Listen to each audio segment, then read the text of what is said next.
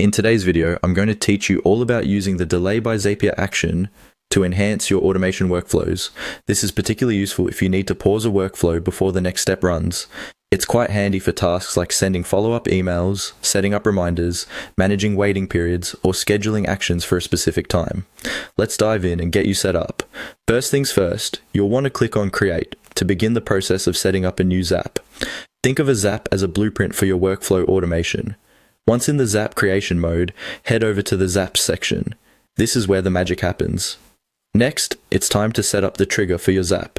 Click on Trigger to choose what will kick off this workflow. In this particular example, we'll use Gmail as our trigger.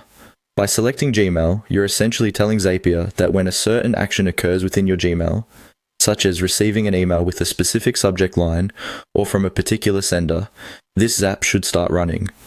Once you've set your Gmail trigger, it's time to add an event. This will specify exactly what needs to happen within Gmail to trigger your Zap. Perhaps it's receiving an email from a client, or maybe when a particular type of email fails. Whatever it is, define it here. After setting up your trigger event, you'll need to add an action. This is where the workflow gets more interactive. You'll want to choose Delay as the action.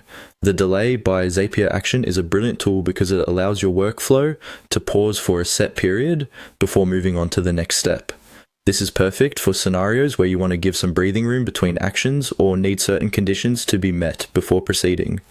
Once you've chosen Delay, you'll be asked to select an event. Decide on how long you want this delay to last.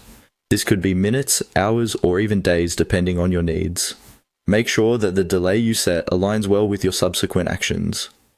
For example, if you're waiting on data entry, a few hours might suffice, whereas task reminders might need days. After selecting the appropriate delay duration, you'll need to follow the on-screen prompts. Zapier does a great job of guiding you through the setup process with intuitive instructions and valuable tips. Pay close attention to these as they will ensure your Zap runs smoothly without any hiccups. And that's it. You've now set up a delay action in your Zap. This can significantly enhance your workflow by allowing the right amount of time between tasks to ensure everything runs as intended.